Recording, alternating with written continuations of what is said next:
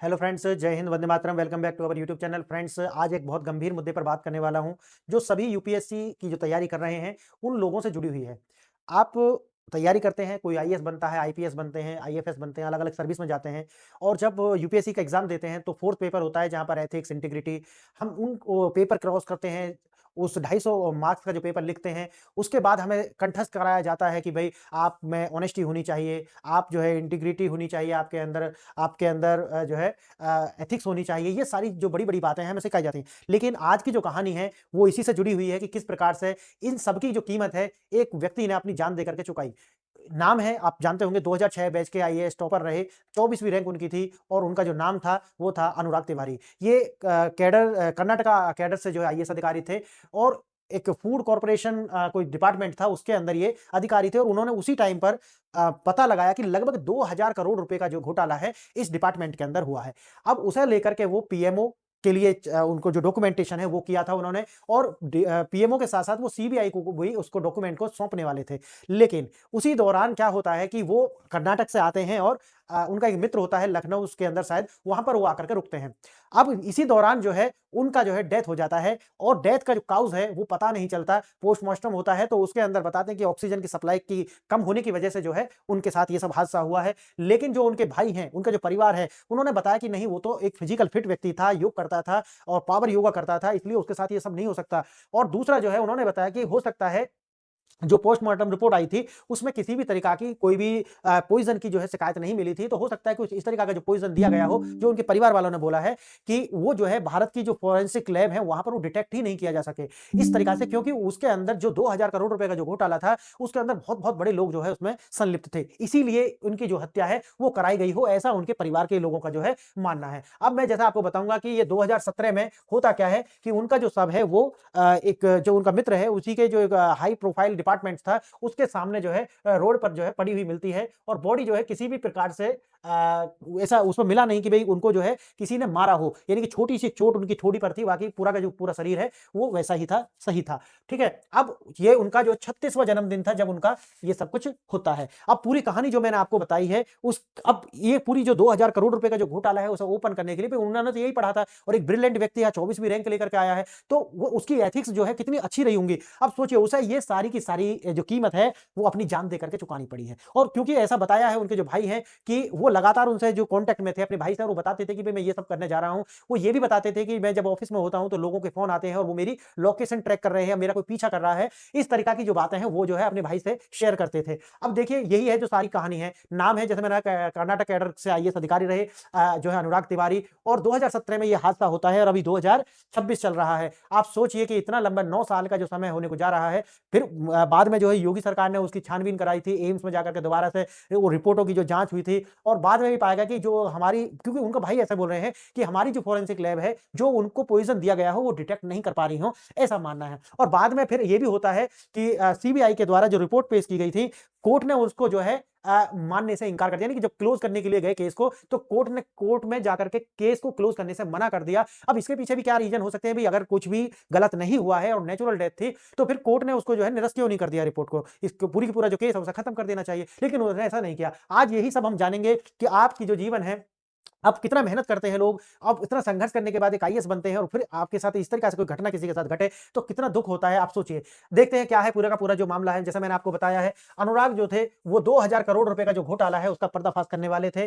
परिवार ने दावा ऐसा ही किया है कि जो कर्नाटक में एक बड़े घोटाले की जो जाँच थी, वो कर रहे थे और उसके जो डॉक्यूमेंट्स हैं वो पीएमओ को और सीबीआई को सौंपने वाले थे। उसे अपनी जान का डर था, ऐसा उनके जो भाई हैं, अनुराग के जो भाई हैं, उन्होंने बताया है कि उनको हमेशा ऐसा लगता था कि उनको कोई ट्रैक कर रहा है, उनका पीछा कोई कर रहा है। जब ये बात सामने आती है कि भई उसका जो डेथ है वो नेचुरल है या हार्ट अटैक से हुई है, तो बताया गया कि नहीं, वो तो पूरी तरीक़ा से फिट थे, योगा करते थे, तो ऐसा होने की संभावना से उनके घर वालों ने मना किया है, ऐसा उन्होंने बताया। अब कोर्ट ने सीबीआई को जो है क्लोज़र रिपोर्ट सौंपी। कोर्ट ने सीबीआई को क्लोज़र रिपोर्ट सौंपी। सितंबर 2022 में विशेष सीबीआई अदालत ने सबूतों का अपर्याप्त बताते हुए ये जो है कोर्ट में ये जो केस है इसको बंद करने से मना कर दिया 2022 में। लेकिन बाद में तो फिर आपको समझते हैं कि भई कुछ ना कुछ तो दाल में काला है, नहीं तो कोर्ट में वही केस बंद हो जाता है। शरीर पर जो है कोई गंभीर चोट के निशान नहीं पाए गए, जैसा कि मैंने आपको बताया है। शरीर पर थोड़ा सा एक उनका जो घाव का निशान था, उसके बाद कुछ भी नहीं था। अब जो उनका जो पोस्टमार्टम होता है उसके अंदर सिर्फ जो है ऑक्सीजन की कमी, जिसे बोलते हैं एस्फिक्सिया, एस्फिक्सिया जो है वो जो है पाया गया कि ऑक्सीजन की कमी, सप्लाई कमी होने से ही उनका जो डेथ है वो हुआ है, और बॉडी में किसी भी तरीका का कोई पॉइजन जो है नहीं मिला है। सीबीआई का निष्कर्ष यह है कि ये एक हादसा था, गिर गए वो और गिरने के बाद में सांस नहीं ले पाई, इसलिए उनका जो डेथ है वो हुआ है। एक एक्सीडेंट मान करके बंद करने की बात की गई, जैसे मैंने आपको बताया है, फिर भी ये बंद केस नहीं हो पाया। अब मैंने जैसा आपको बताया है कि भाई ये 17 मई का और 2017 का ये केस है, लखनऊ का ये केस है। जैसा कि मैंने आपको बताया पहले भी कि ये अपने मित्र के यहाँ पर ठहरे हुए थे और रात में गए थे, खाना वगैरह खा करके आए थे, और जो पूरा ये सीसीटीवी कैमरे में वो पूरी पिक्चर आ रही है। फिर यह एक दुखद घटना जो है, एक बड़े घोटाले को छिपाने के लिए एक सोची समझी जो साजिश, ऐसा बताया है, उनके परिवार ने ऐसा माना है, वो बोल रहे हैं कि भाई ऐसा है। अब ये होता कहाँ है, ये मैंने जैसा बताया कि वीआईपी गेस्ट हाउस के बाहर जो है लखनऊ में हजरतगंज जो है, वहां पर लगभग सुबह करीब 6:10 पर एक राहगीर ने जो है पुलिस को जो सूचित किया, और पुलिस ने आकर के देखा तो जो शरीर है उनका वो वहां पर पड़ा हुआ था रोड पर। पहचान जब उनका आईडी कार्ड से की गई तो पता चला कि ये व्यक्ति एक आईएएस अधिकारी हैं, और पूरा जब जांच की गई तब उनका जो है पूरा निकाल करके बताया गया कि cadre IAS cadre Karnataka cadre से ही ये आईएएस अधिकारी रहे हैं, और ना तो ये आत्महत्या है ना हत्या है। बाद में जब रिपोर्ट आई तो इसका भी खुलासा हो जाता है, और एक प्राकृतिक जो डेथ है उसको इसे बताया गया। कौन थे अनुराग तिवारी, जैसे मैंने शुरू में ही बताया कि एक होनहार ईमानदार अफसर थे। 24वीं रैंक इनकी आई थी 2006 के अखिल भारतीय रैंक, 24 इनको आई थी। एक सिपाही और एक ईमानदारी अफसर के रूप में इनको जाना जाता था, और इनकी केस स्टडी भी है कि किस प्रकार से इन्होंने जो कार्य किए, और जब ये जहां से इनकी जो विदाई होती थी तो लोग जो थे वो आते थे और इनको न जाने का आग्रह करते थे, क्योंकि एक बहुत ही बढ़िया ये इंसान थे, और उसी की कीमत इनको चुकानी भी पड़ी, जैसा आपको पता है। जैसे कि उनके जो भाई हैं उनका नाम है मयंक तिवारी, उन्होंने बताया कि अपनी 10 साल की जो सर्विस है उन्होंने उसमें भी कोई छुट्टी नहीं ली। कितने, मतलब आप सोचिए कितने अच्छे अफसर थे कि 10 साल उन्होंने ड्यूटी करी और 10 साल में कोई छुट्टी उन्होंने नहीं ली। ठीक है, सोचो कि ईमानदारी से भी कौन करने देता है कार्य। लोकप्रियता का उदाहरण वही है कि जब वो बीदर के अंदर डिप्टी कमिश्नर थे, ठीक है, तब जब उनका वहां से तबादला होता है तो लोग आते हैं और विरोध प्रदर्शन करते हैं कि नहीं, इनको जाने नहीं देंगे, ठीक है, और वहां पर रोकने की कोशिश की इनको कि नहीं आप यहीं रहिए। तो आप पता चलता है कि कितने लोकप्रिय और कितने अच्छे इंसान थे। वही है दुर्घटना में मौत, वही बात आता है कि भाई लखनऊ पुलिस की जो प्रारंभिक मूल्यांकन यही होता है कि भाई अचानक तबीयत खराब हुई और सड़क पर गिर पड़े, और फिर जो है सांस लेने में परेशानी हुई, ऑक्सीजन सप्लाई नहीं हो पाई, हार्ट अटैक से मौत हुई हो, ऐसा उनका जो है मानना रहा। सीबीआई जो है क्लोजर रिपोर्ट सौंपने गई, लेकिन बात वही है कि इनकी जो रिपोर्ट में जो आता है, लेकिन कोर्ट ने जो है इसको बंद करने से मना किया और इसमें और जांच के आगे बढ़ाने की बात कही। परिवार का इंकार है, उन्होंने कहा कि ये पूरी तरीके से स्वस्थ थे। जिस तरीका से जो पुलिस बोल रही है ये उनके जो है गले से नीचे नहीं उतर रही है। अनुराग रोज पावर योगा करते थे, उन्होंने जो भी उनके विषय में बताया, परिवार ये मानने को तैयार नहीं है कि एक प्राकृतिक मौत थी। परिवार ने तुरंत हत्या का आरोप लगाते हुए 3 अज्ञात लोगों के खिलाफ जो है एफआईआर भी कराई थी। बस वही है कि भाई 2000 करोड़ का मसला है भाई। आप सोचिए, अनुराग के पिता ने आरोप लगाया कि उनके बेटे की हत्या भ्रष्ट अधिकारियों की है, भ्रष्ट अधिकारियों ने ही की है, और ऐसा उनका मानना था, ठीक है, कि भाई मेरे बेटे की जो हत्या है वो भ्रष्ट लोगों ने की है, भ्रष्ट अधिकारी इसमें शामिल है, इसलिए ये सब हुआ है। परिवार का दावा है कि अनुराग की जो हत्या है वो कर्नाटक में एक बड़े घोटाले का जो पर्दाफाश वो कर रहे थे, इसी के कारण उनकी जो हत्या हुई है। अब क्योंकि उन्होंने बताया कि सीबीआई और पीएमओ को वो सारे के सारे डॉक्यूमेंट जो उन्होंने जोड़ कर रखे थे वो सौंपने वाले थे, इसीलिए जो है उससे पहले ही उनकी हत्या कर दी गई।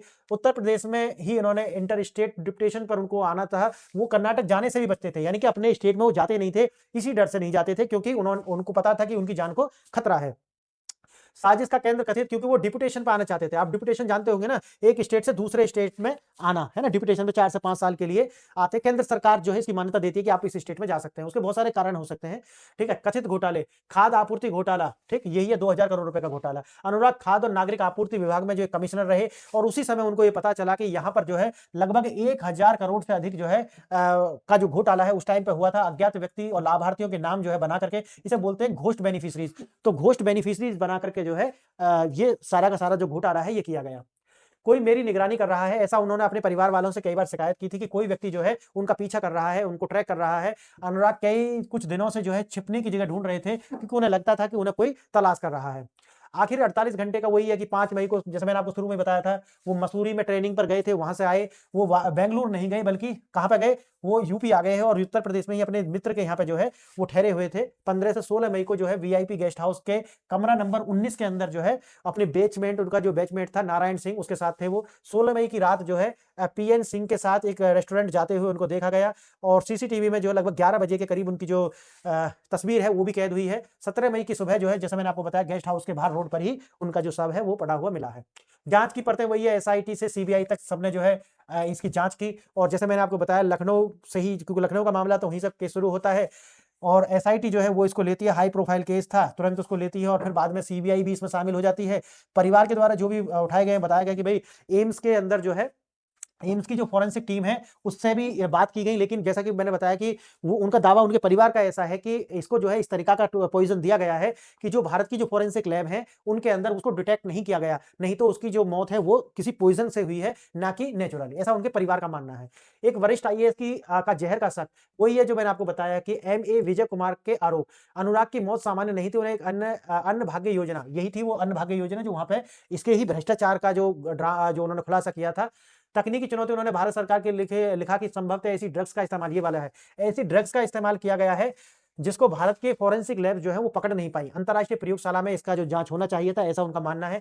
उन्होंने कहा कि एक ईमानदार आईएएस अधिकारी जो है किसी बड़े घोटाले का पता लगाने के लिए 30 दिन के जो समय है वो काफ़ी होता है और ये इसीलिए जो है इनकी हत्या की गई है, क्योंकि जो 2000 करोड़ का जो घोटाला है, वो उसके सबूत इनके पास थे।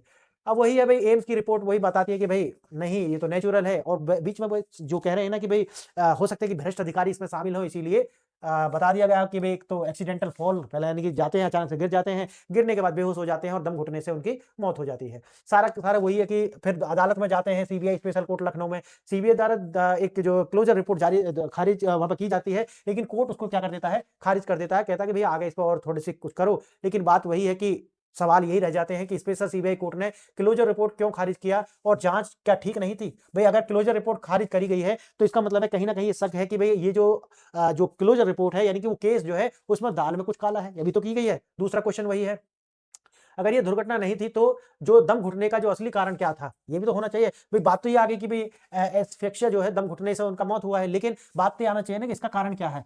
ठीक? और एक क्वेश्चन ये है कि कर्नाटक में 2000 करोड़ के जो कथित घोटाले का जो अस्तित्व था या नहीं, इसकी भी जाँच होनी चाहिए। अनुराग तिवारी की जो मौत का सच क्या है? कभी सामने आएगा या नहीं आएगा? ये बात अब हमें ध्यान रखनी चाहिए कि भई ये जो है एक ऐसा मामला बन गया है और बन करके सिर्फ़ फाइलों में दफ़न हो गया है। अब बात वही है कि इंतज़ार और इंतज़ार हमको रहेगा कि एक कितना ईमानदार और एक नौजवान जो अधिकारी है, वो हमारे देश ने और उसको लॉस्ट कर दिया है और एक करप्शन की जो भेंट वो चढ़ गया है। मैं तो हमेशा कहता हूँ, भारत के अंदर 99% जो समस्याएँ हैं, उनकी जड़ में है भ्रष्टाचार और करप्शन। करप्शन सिर्फ़ ऐसा नहीं है अप टू बॉटम है, बॉटम टू अप भी है। यानी कि करप्शन दोनों साइड से है यहाँ पर और बीच में जो है आकर के जनता पिसती है और ऐसे जो ईमानदार लोग हैं, वो जो है उनकी भेंट चढ़ जाते हैं। तो मित्रों, बड़ी दुखद खबर थी और सभी जो यूपीएससी के एस्पायरेंट्स हैं, उनको ये सब चीज़ें शायद ऐसा है कि डिमोटिवेट करती होंगी कि क्या हमें ईमानदारी से कार्य करना चाहिए। बात वही है कि ईमानदारी जो है, अगर हम ऑनेस्टी से काम नहीं करेंगे, तो सोचिए हमारा देश बर्बाद हो जाएगा। तो इसकी जो कीमत है वो चुका रहे हैं और ईमानदार जो लोग हैं, जो इंटीग्रेटेड जिनके अंदर है इंटीग्रिटी,